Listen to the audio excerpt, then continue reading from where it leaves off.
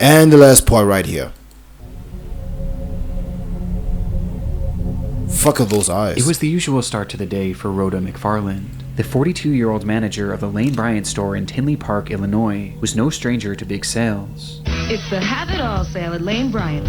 Lane Bryant had a habit of launching monthly clearance events, sending out flyers and airing commercials in the days and weeks before. I don't think that basically when it comes to this, or maybe I have seen some adverts as old as this, but I don't remember like when specifically. It was a while ago, or like, and I don't know what channel, and I don't know what. I don't remember.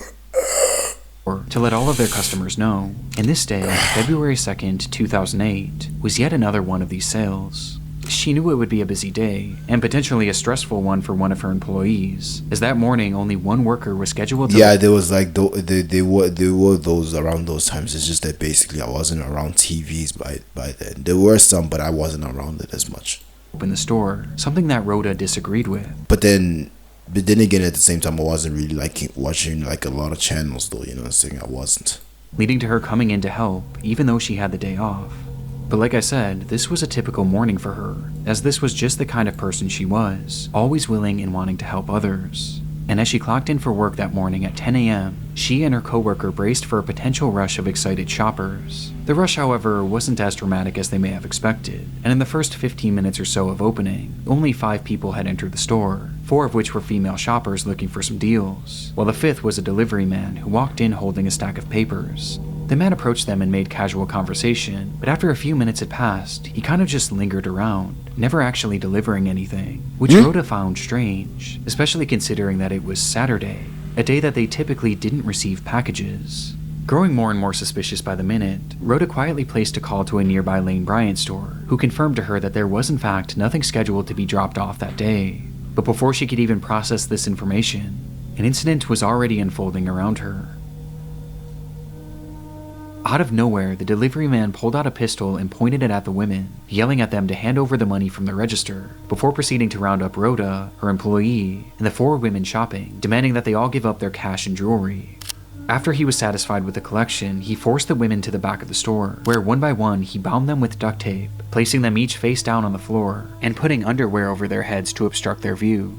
In the minutes following, he would venture back out into the store where 2 other women had entered, and they too were then robbed and then forced into the back room, where they were eventually subdued, but not before he struck one of them in the face with his pistol, nearly knocking her unconscious. It appeared to be a fairly high-level robbery, but after he now had them all in the back room, the whole operation seemed to grind to a halt. It was like he didn't know what to do next, as he started pacing the room and slowly losing his cool. The minute— What? Wait. So basically he just didn't think this entire thing through.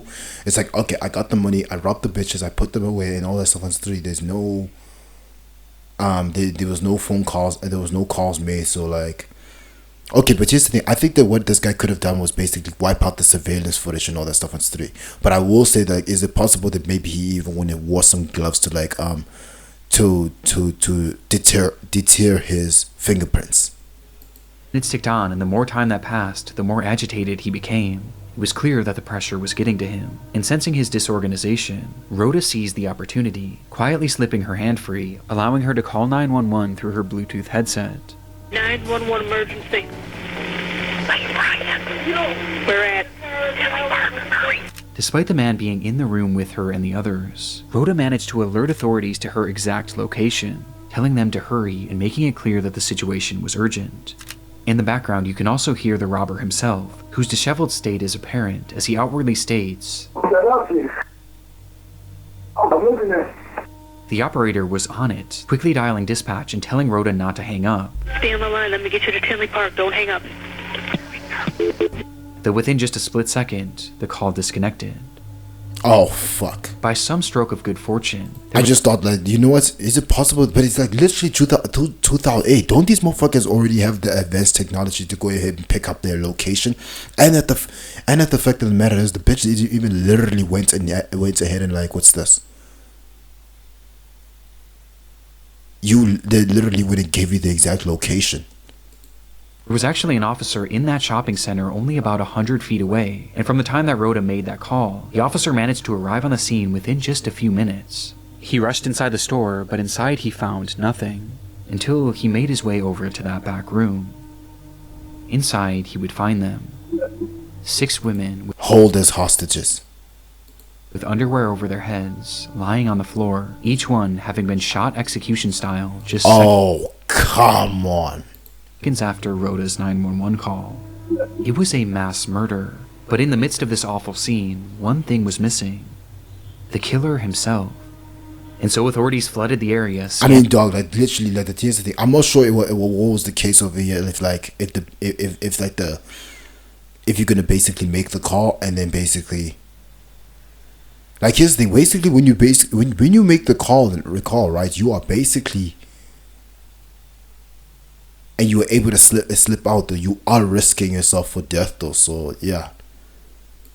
Scanning and searching all over for the gunman, who was described as a black man with a husky build and a single braid that fell to his right cheek that ended in green beads. And the reason they knew exactly what he looked like wasn't because of security footage, as at the time the store didn't even have any CCTV cameras, but instead, it was because one of the women actually survived.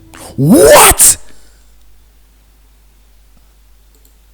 When the man began his executions, he moved his way over to the employee that Rhoda came in to help, and when he fired his gun, she moved at just the right moment, causing the bullet to graze her neck, to which she proceeded to then play dead so that the man would— Oh, this bitch is clever. This bitch is clever. A lot of bitches are so stupid, but I'll make an exception for this one. notice, and thankfully he didn't. Her testimony is the reason why we know exactly what this man looks like, and why we know what those moments were like before the shooting.